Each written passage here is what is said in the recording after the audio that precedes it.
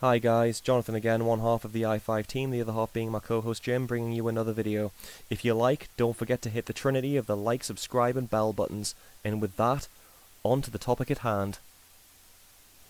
The Tories have shown with Liz Truss's government that they are struggling to hold a stable government together, and also that the Prime Minister is not only disposable, but the role itself has become utterly trivialised.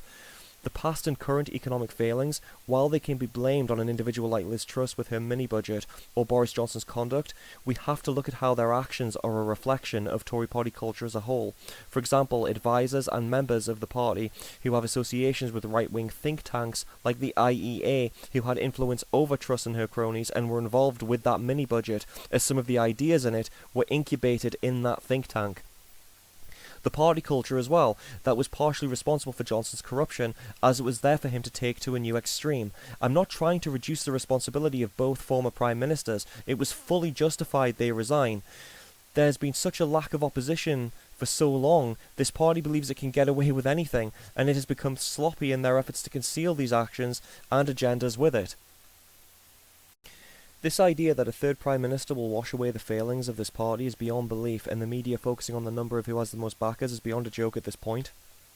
I fully understand why it's a big story. It's just they are all from the same government. We are simply being offered the lesser of evils amongst the faces of those who will compete to hold the role of a Prime Minister that the party has already trivialised at this point. The last hustings and leadership contest really exposed how much this was the case, and I'm not surprised that they want to shorten this one, or skip it entirely, as the candidates tearing into each other really expose what the party is, and that the candidates are all as bad as each other. So what is the current situation now while the world laughs at the British government? 3 candidates were originally being favoured as running for the position of PM. Let's get the first out of the way. Boris Johnson, who as of a few hours ago, dropped out of the race. It could be an hour-long video to explain why him coming back would be hilarious in one respect and terrifying in another. I can imagine there was all kinds of pressure behind the scenes to convince Johnson not to run. Firstly, the failed talks with Sunak and Mordaunt, which may have been about anything from getting backers to strengthen his position within the party, again for credibility with those who have influence over it, for example donors. However, that is just speculation. There's a lot not being said to the public right now. Johnson is claiming that he had 102 backers. Critics were saying it was only 59. However, there are claims of non-existent anonymous backers as well. But that could be said about all of the candidates. Currently, Sunak has the most. It's said that he has 175, and he's got 102 publicly declared as of time of recording. In terms of the next round, Sunak's effectively through, because he's hit that 100 mark. For the party, Johnson stepping down is the best decision. Not only does he have a rap sheet from his parties during the lockdowns, he's also got pending investigations that would loom over his premiership. He is also very divisive, and the Tory party is more divided and factionalised an umbrella corporation from Resident Evil. Jacob Rees-Mogg, who himself is at the level of mediocrity, where he could be a villain in Resident Evil 6. Not any of the classic ones, though. He demonstrated this with a tweet showing a complete lack of awareness of just how bad the situation has gotten. His message included the phrase, "Boris or bust." The amount of inbreeding in this lack of awareness is astounding, though what you expect from someone who had their nanny accompany him while he was on the election trail. A Conservative MP rightfully responded to this, stating this was not the type of message that was helpful to a party who needs to unify now more than ever. Couldn't agree more. I really wonder what has gone on behind the scenes here. Johnson has an ego on him, and part of me thinks he would only run if he knew he had a good chance of winning. I also think he might have won with the members' vote, as Sunak, while seen as stable, is not that well liked amongst the members. I mean, he lost to Liz Truss. I wonder if there has been pressure from the 1922 committee and donors to make him stand down. The 1922 committee have shown concern at the members' choices in the past. Theresa May, Boris Johnson, Liz Truss, all resigned. It wasn't a good look. So it might be they are limiting the options for the members to choose from. Again, this is all speculation. It could also be donors threatening to pull funding out of the party if he runs and wins.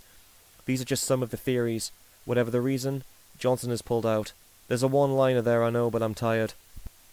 This development does change things quite dramatically. Despite the media narrative, 7 hours ago, as of time of recording, it was believed it would be a 2-horse race between Sunak and Johnson, with a good chance that the members, if involved, would vote for Johnson, resulting in a troll that would surpass Donald Trump, though maybe not Berlusconi.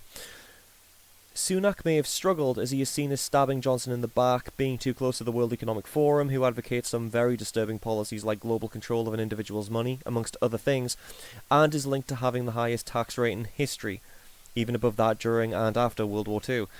He also has taken a lot of criticism for being seen as too rich, having a fortune of $730 million, and his billionaire-esque wife who receives income from Russian assets.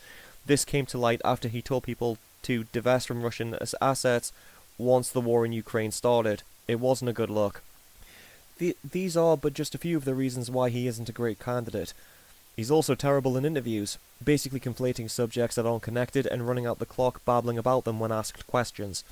Though don't get me wrong, he's not Liz Truss level of terrible. She took it to new extremes.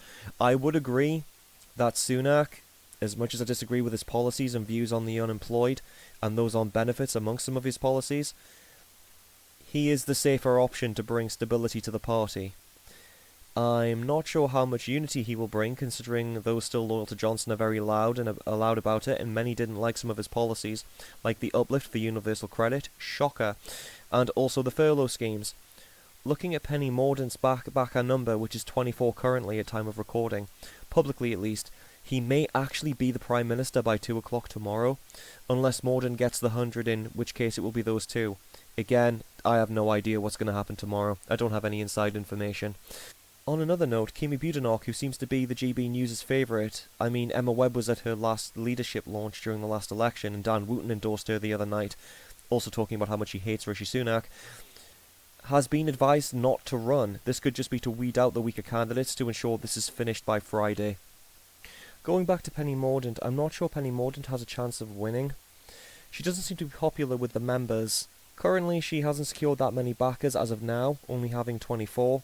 However, I fully concede this may change tomorrow. But, just to get back on track, there's a lot of distrust amongst the right of the party due to her relationship with the World Economic Forum.